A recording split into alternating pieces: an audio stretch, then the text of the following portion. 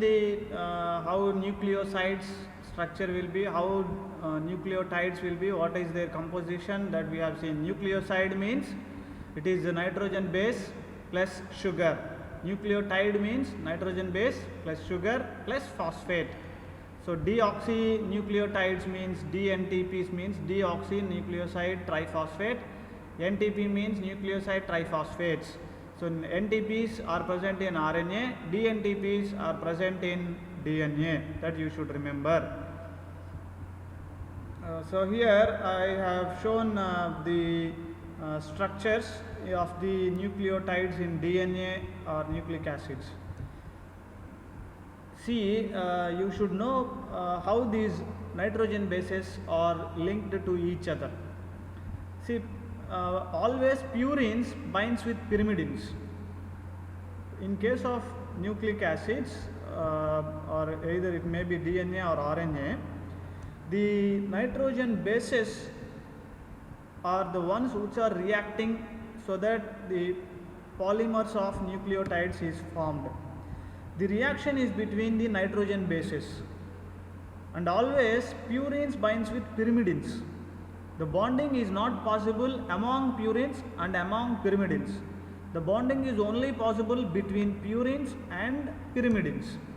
So you know that purines are adenine and guanine, pyrimidines are thymine, cytosine and uracil. If you take DNA, uracil is not present in DNA, whereas RNA does not contain thymine. So this structure is from the DNA. So in the DNA, purines binds with pyrimidines and pyrimidines binds with purine. So always bonding is between purines and pyrimidines. There is no bonding among the purines and among the pyrimidines. Bonding is not possible. So always purines binds with pyrimidines and pyrimidines binds with purines. Now in case of DNA, adenine always, either in DNA or RNA, adenine always binds with thymine by a double hydrogen bond, by two hydrogen bond, by double bonding. Adenine binds with thymine by a double bond. Guanine binds with cytidine by a triple bond, 3 bonds. So it can be either ways. So T can bind with A can bind with T. T means thymidine, A means adenine. That you should remember. So bonding is possible between purines and pyrimidines, and always adenine binds with thymine, guanine binds with cytosine. Adenine binds to the thymine by a double or 2 hydrogen bonds. Guanine binds with cytidine by 3 hydrogen bonds, triple bond. That you should remember. So this is basic principle for the development of the structure of DNA, that we will see again. And here we are writing the directions. 5 prime at the left hand side you can see 5 prime and 3 prime. On the right hand side you can see 3 prime is up and 5 prime is down. Means one strand of the DNA, I hope everybody knows that DNA is a double helical strand. So means it contains 2 strands. One strand direction is in 5 prime to 3 prime direction. The other strand direction is 3 prime to 5 prime direction. Means these 2 strands in reverse directions. If one direction, one arrow is going down and one arrow is going up, means these 2 strands are running in anti-parallel direction. So any double helical DNA is, both the DNA strands run in different directions, anti-parallel directions. And remember, in the DNA or RNA, always purine binds with pyrimidine, pyrimidine binds with purine, and adenine binds with thymine by a double hydrogen bond or double bond. Guanine always binds with cytosine and vice versa by a triple bond or 3 hydrogen bonds. Understood? Now we have seen the major bases. Apart from the 4 nucleoside triphosphates or 4 nitrogen bases that we have discussed already, there are some nitrogen bases that can be seen in DNA and RNA. They are, since they are available in less quantity, they are called as minor bases, and they are also rare, so they are called as unusual bases. So these minor bases or unusual bases will be seen in some prokaryotes and eukaryotes. So specific DNAs and RNAs of both prokaryotes and eukaryotes contain smaller amounts of additional bases termed minor or unusual bases. These bases are functionally important and hence not of minor physiological significance, and these are all not of much important, but since they are present in less quantity, they can be seen in prokaryotes and eukaryote DNA, RNA. So we should have an idea about these minor bases also, but they are not of that much important. Here I have mentioned a few examples for minor bases that we come across in DNA and RNA of prokaryotes, eukaryotes. It can be seen in plants also, and can be seen in animals and human beings also. So the minor bases, first one is 5-methylcytosine. 5-methylcytosine. It is present in both bacteria and human DNAs. 5-methylcytosine means this is a cytosine pyrimidine nitrogen base with additional methyl group. My methyl group which is present on 5th carbon. It is called 5-methylcytosine. So cytosine with extra methyl group is called 5-methylcytosine. This is present in some types of bacteria and can also seen in human DNA. Another example for minor base is mono and dimethylated adenine. This is seen in mammalian RNA. Mammalian RNA means all kinds of mammals RNA. This mono and dimethylated adenine is seen. The third one is dimethylguanine, is present in mRNA, and various other derived bases in tRNAs. Example, pseudouridine. Pseudouridine is seen in tRNA. So this is another type of nitrogen base which is seen in tRNA in minor quantities. So this is also called a minor base. Another example is 5-hydroxymethylcytosine. The first one is 5-methylcytosine and the fifth one is 5-hydroxymethylcytosine. This is seen in bacteriophage DNA. Bacteriophage DNA. It occurs in bacteria, viral nucleic acids. So these are some examples of minor bases that we see in some prokaryotes, even in mammals, human beings, and certain types of mRNA, RNA, tRNA. So there we come across these kind of minor bases. You should remember the names of some minor bases also. That is 5-methylcytosine, dimethylguanine, 5-hydroxymethylcytosine, because they have got some applications in therapeutic field. That is why I am telling you to remember these minor names of minor bases also. Now functions of minor bases. So these minor bases, they are present in small quantities. They are unusual bases.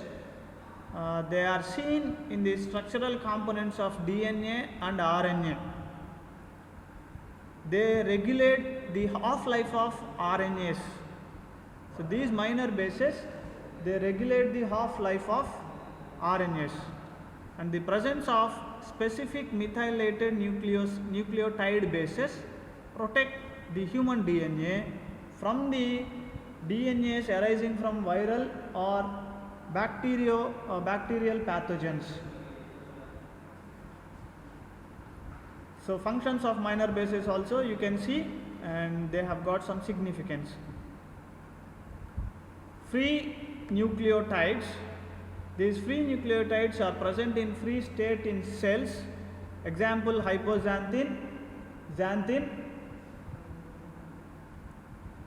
So present in free state cells. Example, hypoxanthine, xanthine. These are the intermediates in purine metabolism, and uric acid is the end product of purine catabolism, and this is excreted in human urine. Uric acid is the end product of purine catabolism. So they are formed as an intermediate or as an end product of the metabolisms. They are also considered as nucleotides. They are called free nucleotides. Now classification of nucleotides. So adenosine nucleotides, we have ATP, ADP, AMP, and cyclic AMP is also possible. Similarly, guanosine nucleotides GTP, GDP, GMP, and cyclic GMP. Cytidine nucleotides CTP, CDP, CMP, CDP, and CDP choline is a cyclic nucleotide. Uridine nucleotides, we have UTP, UDP, UMP, UDP glucose. This ATP means adenosine triphosphate, ADP means adenosine diphosphate, AMP means adenosine monophosphate, cyclic AMP. So just go through the slides and remember, or try to recollect what is ATP, ADP, AMP. Just a moment, in few seconds I will be talking, just go through the slide.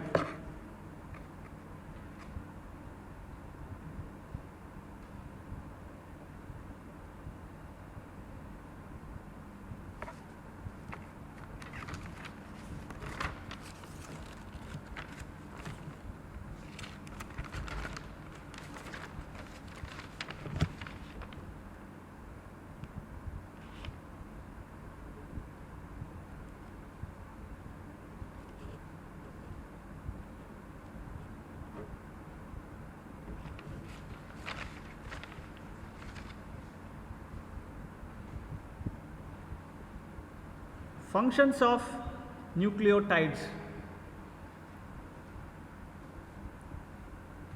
So nucleotides are the building blocks of nucleic acids. In the beginning I told you, when we are going to construct a wall or a house, we will bring all the bricks, sand, cement, then we will keep all the bricks one by one. In between the bricks we put cement, then we plaster with the sand and cement, so that a nice wall, nice room will be, nice building will be constructed. So same way, like the building blocks of a wall is nothing but bricks. Like the bricks, these nucleotides are serve as bricks of DNA and RNA. So they are the building blocks of nucleic acids, DNA and RNA. These nucleotides are involved in energy reactions of the cell also. Very well, you know ATP very well. This is the important energy currency of the cell. So this is all, wherever the energy transactions are happening in the metabolic reactions, this ATP is involved majorly. So this is involved in majority of the energy reactions. So nucleotides are helpful in energy reactions. And they form part of many coenzymes of B complex. So if you see the B complex, like vitamins like folic acid, niacin, along with these nucleotides, they form like a coenzymes, FAD, NAD, NADP. These are also, nucleotides are part of these coenzymes along with the B complex. So these nucleotides are also required for the activation of certain enzymes by serving as coenzymes. So nucleotides are very important. And these nucleotides, they serve as donors of phosphoryl groups. Example, you see ATP, GTP in reactions like glycolysis. If you see the glucose, is first reaction of glycolysis is conversion of glucose to glucose 6-phosphate. Means glucose is phosphorylated at 6th position, so that glucose 6-phosphate is formed. Here the phosphate group is donated from ATP. So these nucleoside triphosphates, they serve as donors of phosphoryl groups in metabolic reactions. And they serve as donors of sugars. There is a pathway in carbohydrate metabolism called as uronic acid pathway. In uronic acid pathway, this formation of UDP glucuronic acid or glycated products, amino sugars are formed. These glycated products or UDP glucuronic acid is donating the glucose molecules for the formation of glycosamines from uronic acid pathway. So this UDP glucuronic acid serves as donor of glucose in case of glycosaminoglycan synthesis, and they also serve as donors of lipids, for example CDP acyl glycerol. So this CDP means cytidine diphosphate is attached to acyl glycerol, and this acyl glycerol can be donated during the reactions. So this serves as a donor of lipids also. So nucleotides, they serve as donors of phosphate groups, donors of sugar groups, donors of lipids. Now these nucleotides also have regulatory function.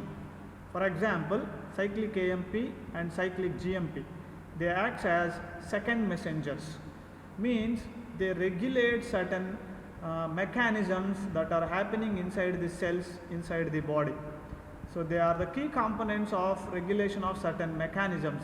So availability of cyclic AMP and cyclic GMP is very important for mediating certain types of reactions and responses in the cell metabolism inside the body. So they have regulatory function as well.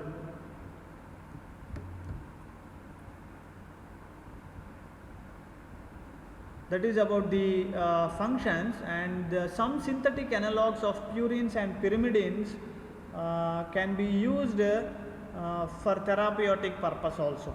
Okay, this I am not discussing.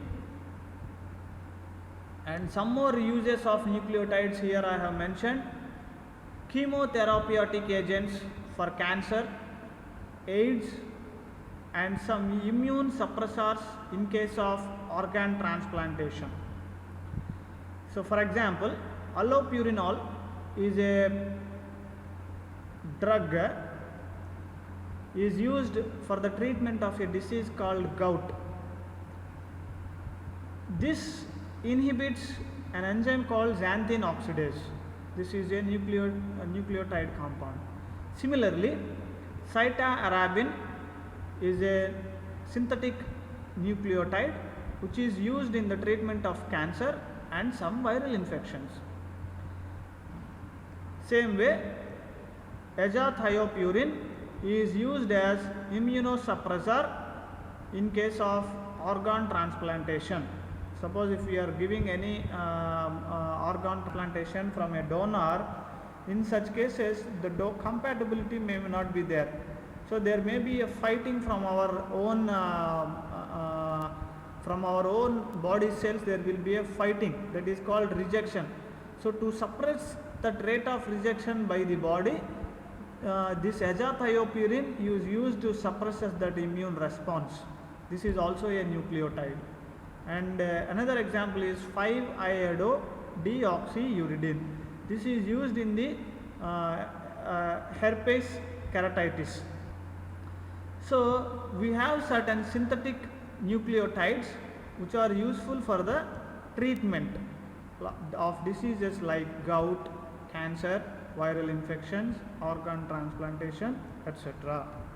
So synthetic analogues is very important for the treatment of certain diseases. So it is important to remember their names also, and that is why the study of the nucleic acid chemistry is very important, because the same drugs, when you are going to use for the treatment purpose, you should be able to recollect that this is a nucleotide. So this is possible just because we have understand the chemistry of nucleic acids, we have understand the structure of nucleic acids, we have understand the structure of nitrogen bases, nucleotides. That is why we are able to use these compounds for the benefit of mankind. So that is why we should study nucleic acid chemistry, and it is very important also. Now we have understood what is nucleoside, what is nucleotide, what are the types of nucleic acids, and types of nitrogen bases, types of nucleotides that are present in DNA and RNA also we have already seen. Now we will see the structures of nucleic acids, that is DNA and RNA. So first we will go with the structure of DNA.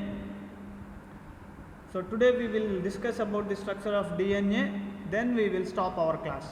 Okay? So now you will be able to see the structure of DNA. So the structure of DNA, many scientists have come up with the different postulates, different theories, but they were not able to explain the structure of DNA properly. Watson and Crick are the two scientists who have come up with a successful hypothesis, and they have proved with experimental evidences also, and currently the Watson and Crick model of DNA is accepted and it is in force. So Watson and Crick have proposed the structure of DNA. They said that the DNA is a double helical structure. DNA is a double helical structure, and they have given some salient features of DNA structure also. So Watson and Crick have given some features of double stranded DNA. Most important feature is double helix. So they said the DNA is a right-handed helical structure. Means right-handed means the bases form a spiral in clockwise direction. The spiral of the DNA double helical structure is right-handed helix, and it is in clockwise direction. They said the DNA consists of two polydeoxyribonucleotide chains. Two polydeoxyribonucleotide chains twisted around each other on a common axis. So it is a double-handed helical structure, double strand helical structure, and there are two polydeoxyribonucleotide chains. They are twisted around each other on a common axis, and the informational content of DNA residues in sequence in which monomers ordered. So this is another feature.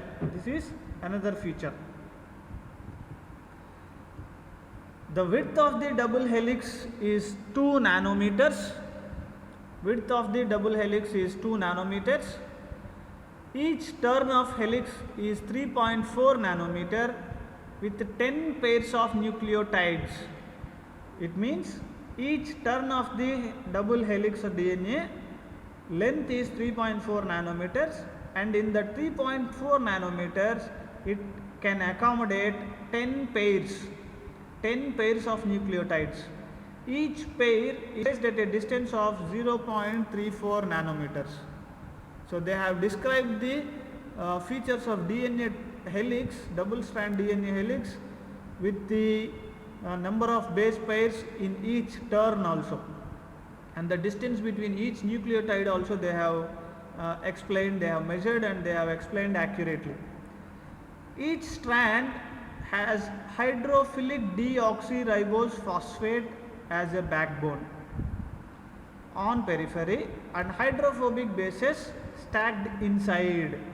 What they have told? They have told is deoxyribose phosphate backbone is present on the periphery, means outside, and the hydrophobic bases stacked inside. So you know that nucleotide contains a nitrogen base, sugar, and phosphate. So in the double helical DNA strand, these are the polynucleotides present on both the strands, and on each strand the nitrogen bases are present inside the strand, whereas the sugar and phosphate are projected outside, towards outside. This is what they have told. And polarity, the two strands are anti-parallel in direction. I told you earlier also, there are two strands running in anti-parallel different directions. One strand runs in 5' to 3' direction, and the other strand runs to 3' to 5' direction. The two chains of double strand DNA are not identical. They are not identical, but complementary to each other due to base pairing. But complementary to each other. Complementary means they are not identical. Identical means they are not twins. Twins are identical, but here the two chains are complementary to each other, means they have resemblance with respect to the complementarity. I told you always purine binds with pyrimidine. Same way pyrimidine binds with purine. So adenine binds with thymine, guanine binds with cytosine. Similarly, thymine binds with adenine and cytosine binds with guanine. So this base pairing is responsible for the complementarity of the both the strands, that you should remember. Then the two strands of helix are held by both hydrogen bonds between bases and by van der Waals and hydrophobic interactions between stacked adjacent base pairs. Means the double helical strand of DNA is held by hydrogen bonds. I told you the base pairing is there. Adenine binds with two hydrogen bonds with thymine. Similarly, guanine binds with cytosine with three hydrogen bonds. And the nitrogen bases are present inside the double strand, so the base pairing is possible. So the stability of DNA helix comes by the hydrogen bonds that are formed between the nitrogen bases and also by the van der Waals forces and hydrophobic interactions between the adjacent base pairs. So these hydrogen bonds between base pairs, van der Waals forces, hydrophobic interactions brings the stability to the DNA structure. This is what they have told. And they also told there is specific base pairing, means always adenine pairs with thymine and guanine pairs with cytosine. So this is what they have told the salient features.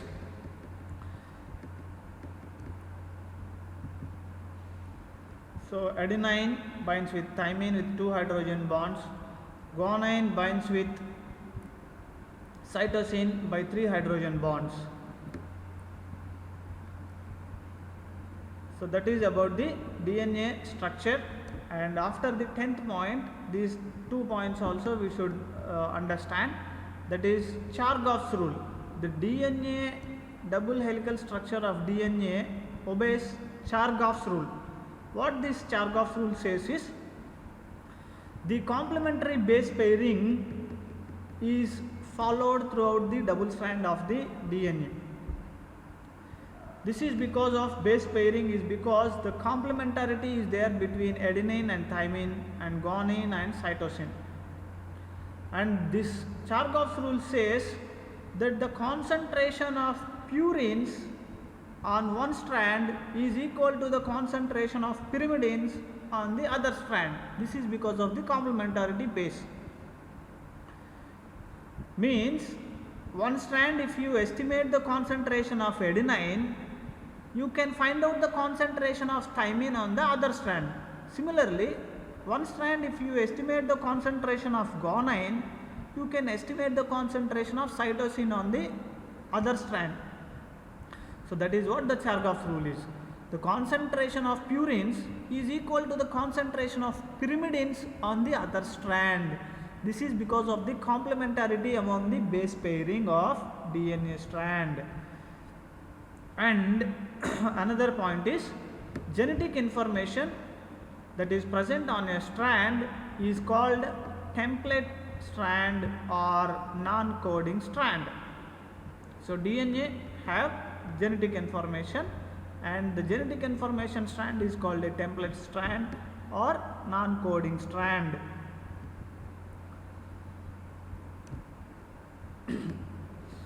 And DNA double helical structure also contains grooves, minor groove and major groove, minor groove and major grooves.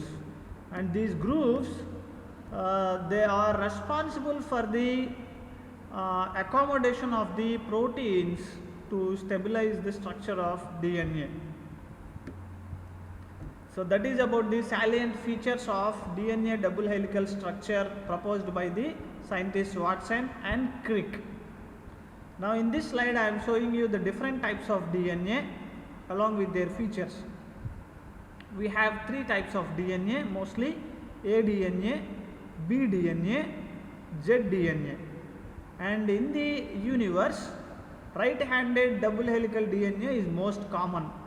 That is either aDNA or bDNA. zDNA is called junk DNA. This is left-handed double helical structure of DNA. This is less common. So the aDNA is a right-handed helical structure. It contains 11 base pairs per each turn. The width of the helix is 2.55 nanometers. The pitch of the turn is 2.46 nanometers, and it contains both major and minor grooves. Whereas bDNA is a right-handed double helical DNA. It contains 10 base pairs per each turn, and the distance of each turn is 3.4 nanometers. The width of the helix is 2.37 nanometer, and both major and minor grooves are present. The zDNA is a left-handed double helical DNA. It contains 12 bases per each turn. The width of the DNA is 1.84 nanometers, and it contains 4.56 nanometers per turn. Means the distance of each turn is 4.56 nanometers. It contains a convex shaped major groove and a deep cleft of minor groove. So this is the comparison. We usually we have this B type of DNA majorly. Next to B type of DNA, A type of DNA is present, and zDNA is available in less quantities. Okay, so we have studied the structure of DNA. We have seen the types of DNA.